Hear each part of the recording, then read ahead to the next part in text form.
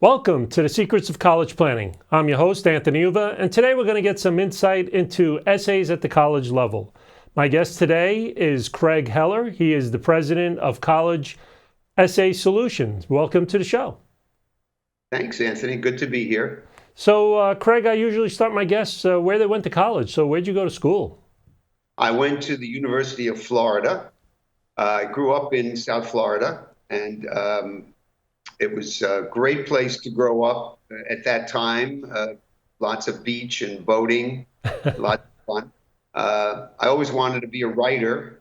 My parents thought that was a great idea as long as I was a dentist first. So I went to college very confused, but I eventually went to New York after college and tried to be an actor for a while. Until I discovered I didn't have any talent for acting, which was a crushing revelation to me as well as the entire theater community. Eventually, I found myself working for a company that did corporate films and videotapes and live shows for big corporations. And that was really the start of my career.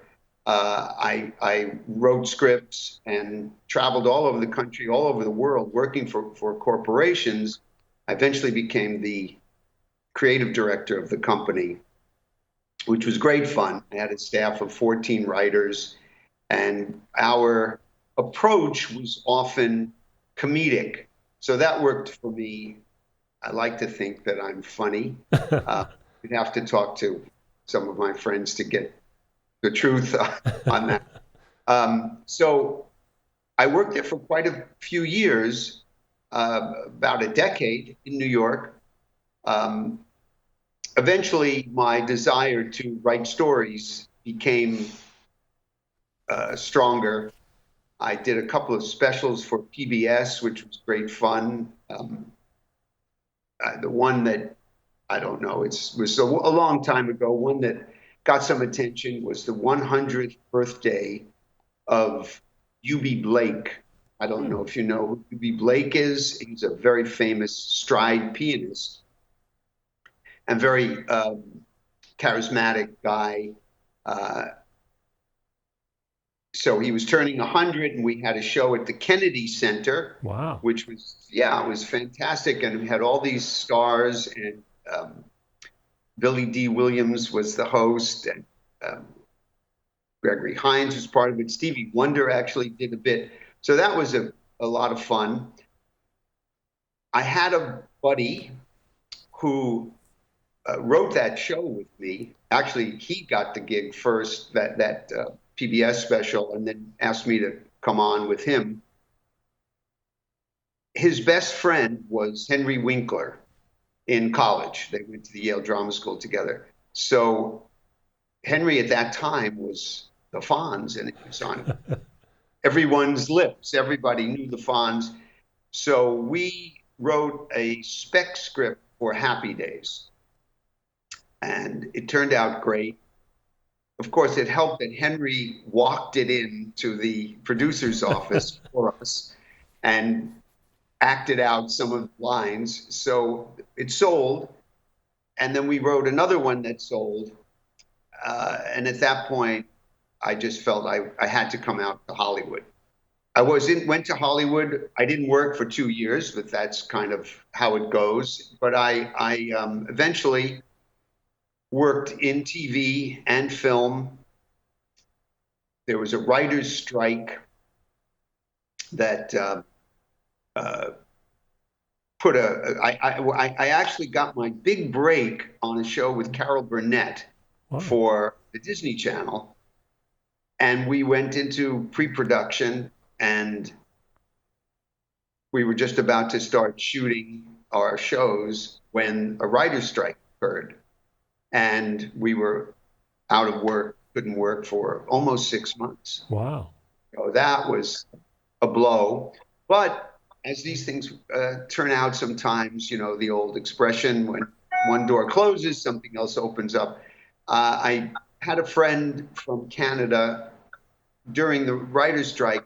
I had an idea for a screenplay, and he was a little more experienced in screenplay writing than I was. So I said, let's do this together. And so we wrote it during the writer's strike. You could write, you just couldn't try to sell anything. And when the strike was over, it sold to Warner Brothers. And that was then started another phase of my career where I was working in film. And I had a partner, which I really wasn't looking to have a partner, but now I was,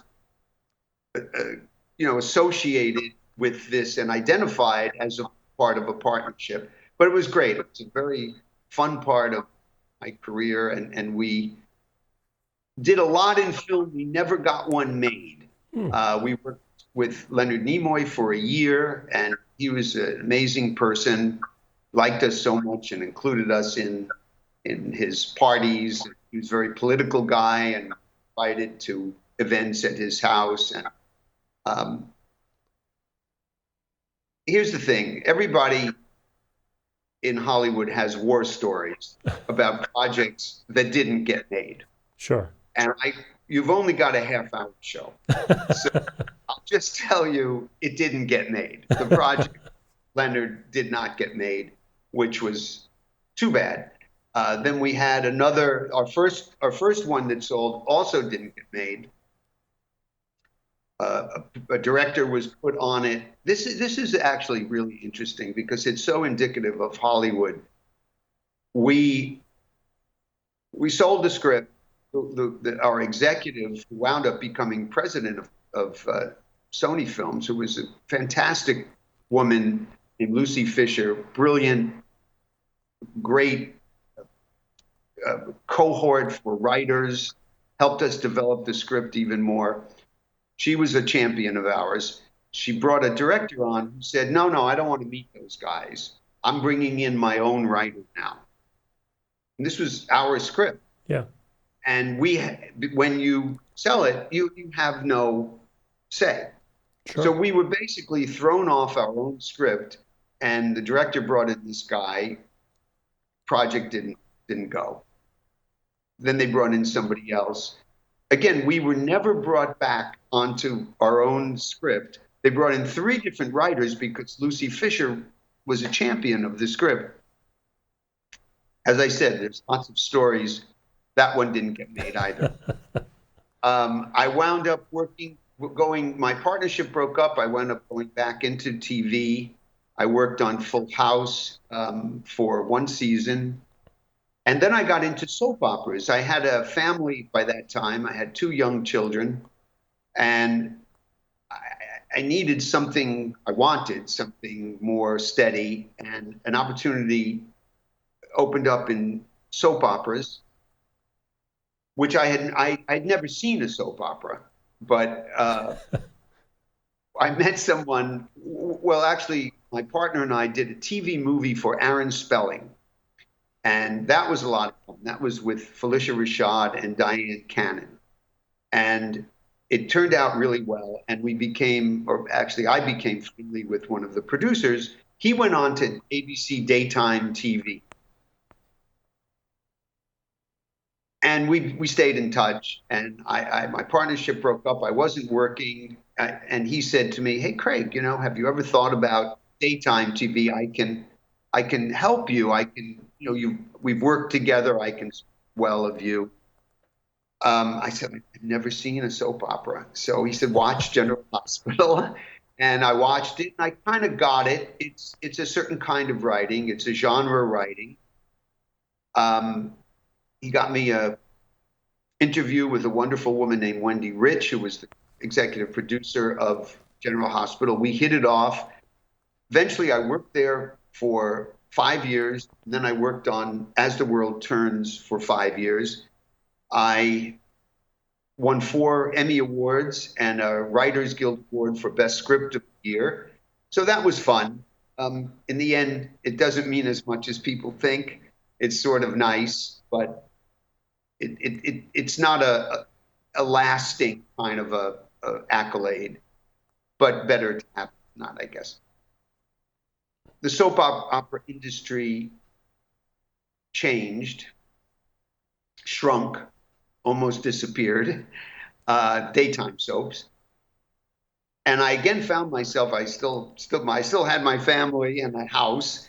Um, I was out of work, and I helped my nephew on his college application essay. You know, when you're a writer, that's the kind of thing people ask you to Sure, do. sure. You know, if you're a podiatrist, they ask you to take a look at their plantar fasciitis, or they want to talk to you about their fungus on their toe. But the writer, they say, hey, could you take a look at my son's college application essay? So that came out really, really well. And then my brother-in-law said, you know, Craig, this is a business. People actually do this for a business. And I had no idea. I started to look into that. I made myself available to more and more people. I eventually did what everybody has to do, is get a website. And then I created my company, which is called College Essay Solutions. Actually, I want to tell you one funny story. At one point, when I was first getting going with this, I was living in Los Angeles at the time, and I drove to San Diego for a big college fair.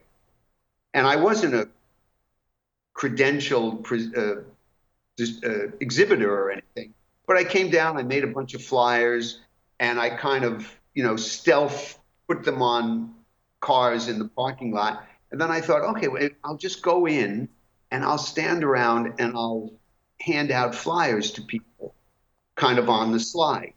And so I went in and I was handing out things, and the security person came over and said, you're really not allowed to do that. And I said, oh, well, of course, I'll leave. And then I went to another location in the college fair and gave out more flyers. And now this guy was on to me, and he chased me, and he said, look, you really can't do this. I said, so I was just really on my way out. I found another location. I started giving out more flyers, and he escorted me out to the parking lot. So that was my sort of, less than spectacular beginning. But little by little, the business grew, and I really enjoy working with students and families. It's a real family event for people doing the college essay. There's a lot of stress around it.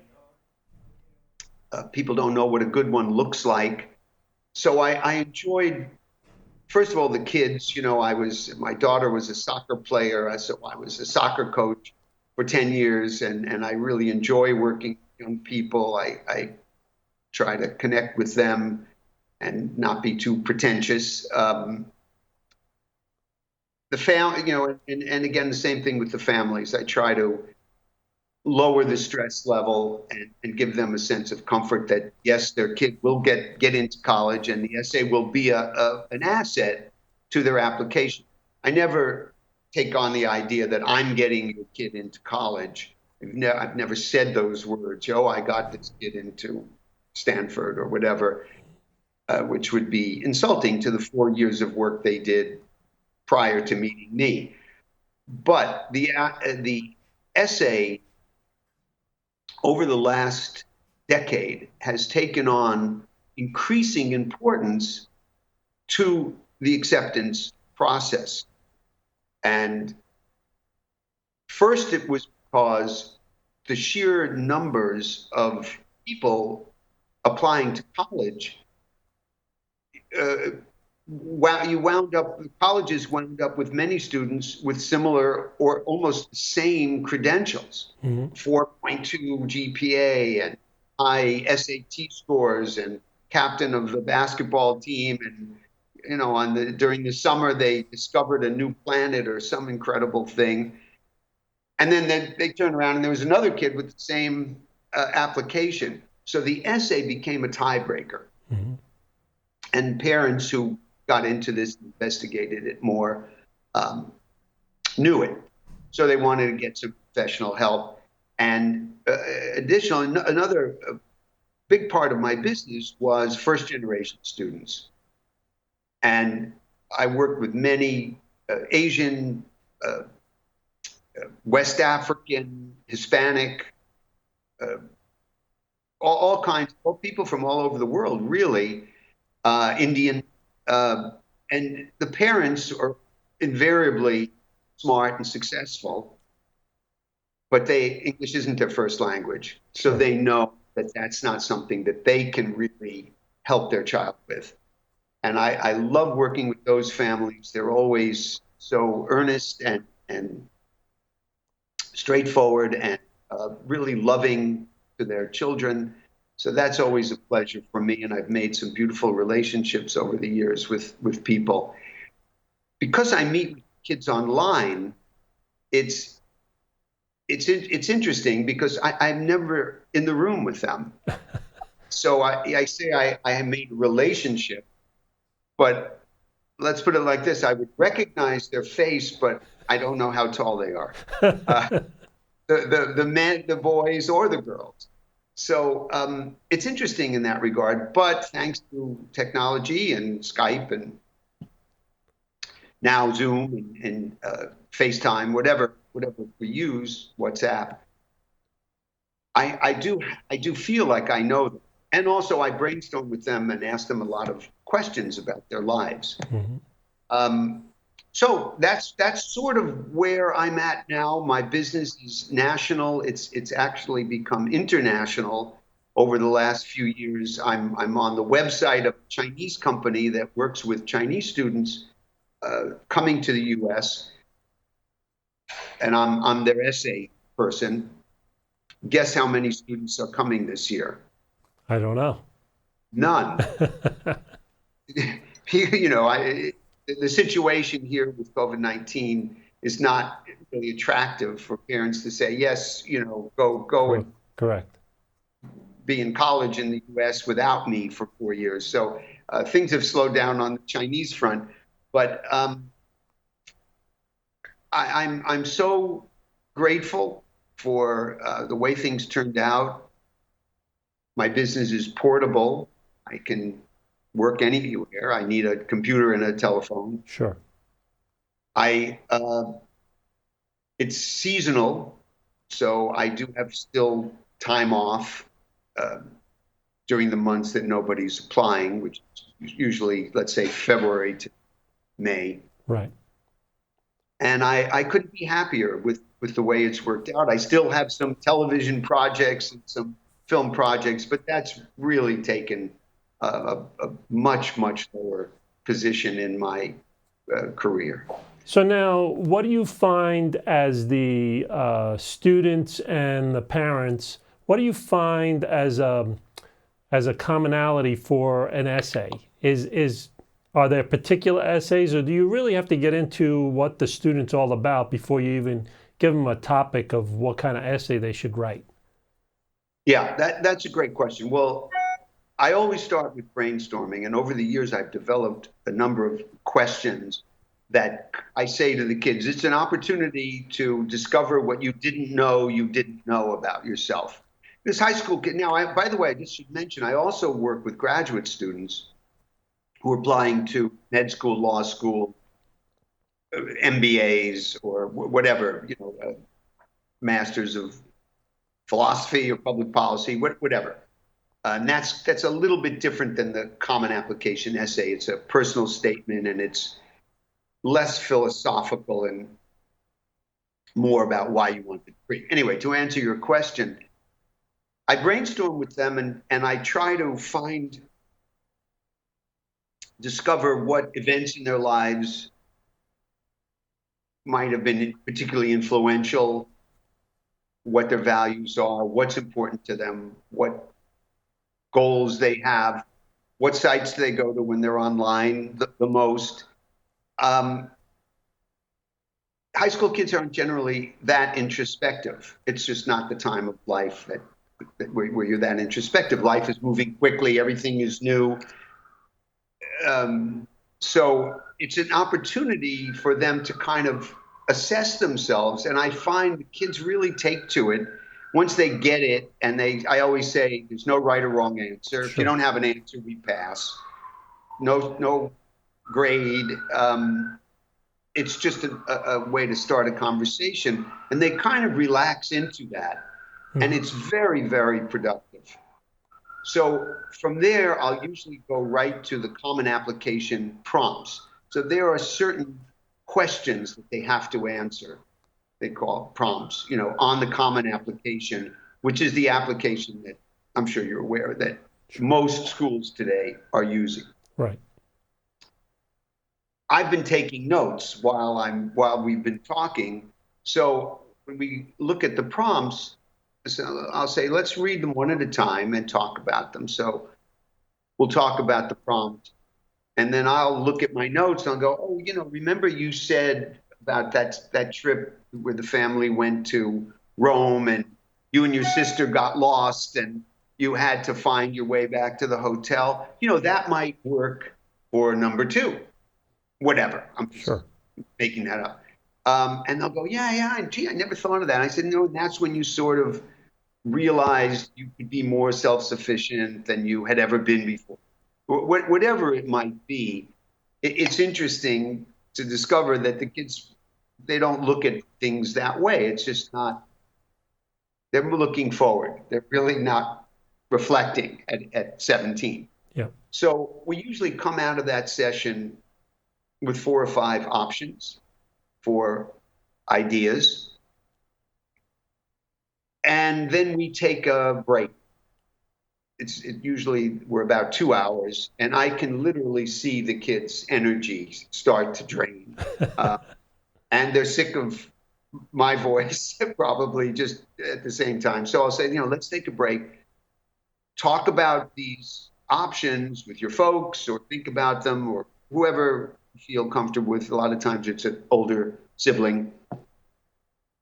Let's meet again in 2 days, and then let's narrow down what subject you're going to write about. So by the time they decide, we've gone through a lot of information, and the concept is usually pretty good. I tell them, you want to go beyond your first, second, or even your third instinct for what your topic might be, because that's what everybody else is doing. I'm a big proponent of deeper thinking in the essays. I really believe that's the currency of the essays for the colleges. If you can show them something a little different. Now, how do you find something different? This is not easy. There's hundreds of thousands of kids applying every year. And this is where a lot of the stress comes out. I'm boring. I haven't done anything. Well, of course you haven't done anything. You're 17. You've been living with your folks and going to school. So what I look for is something that only that student can write. And I think that, and sometimes it's a small idea. Yeah. So kids sometimes come in and they're thinking, well, I have to have my plan for climate change ready for my essay, or how to stop world hunger or something like that. and really, sometimes it's the smallest thing. I've had kids write an essay about why he loves wiffle ball. Mm-hmm. Sure. And that kid wound up getting a National Honor Society scholarship to USC worth a lot of money, a half tuition scholarship. Now, again, I don't take all credit, but his mom told me that the first thing they asked him in the interview was things about his essay. Great.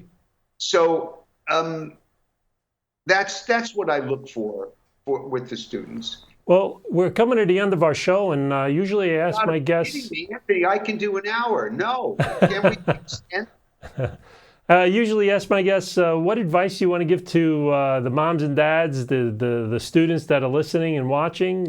What advice do you want to give them? Well, I would say about their essay, I would say, first of all, try to relax.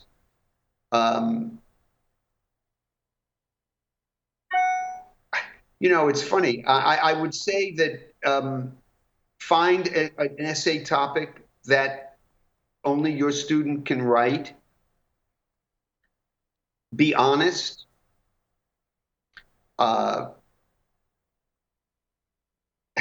It's funny when you come down to one bit of advice. I would say, yeah, just find something that's right for you.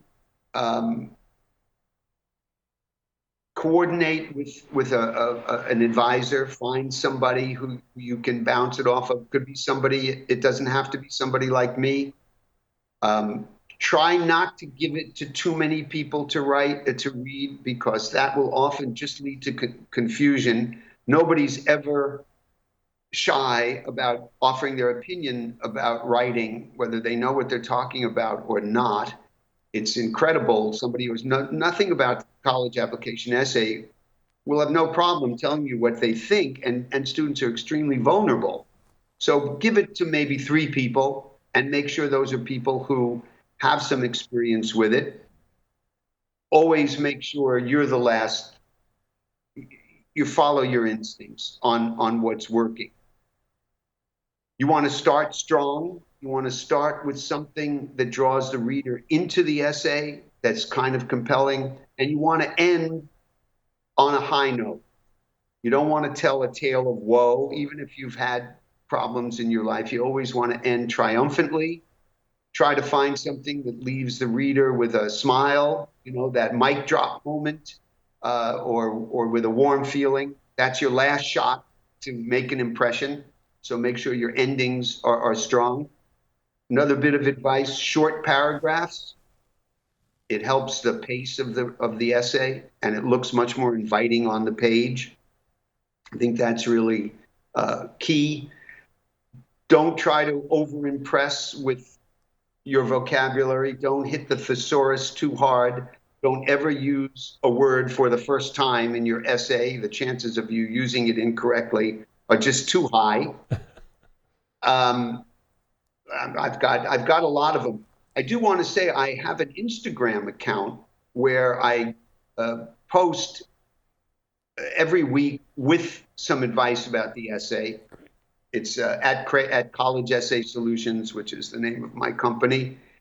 If anybody out there wants some advice, there's about 50 posts on there now, and I continue to post every week. That's sort of where I'm at. The name of the company is College Essay Solutions. It's collegeessaysolutions.com. I would love to hear from you and help you and your student reach your goals. Great. Well, thank you very much for coming on the show, Craig. I appreciate it. My pleasure, Anthony. So you've been watching The Secrets of College Planning. I'm your host, Anthony Uva. Until next time.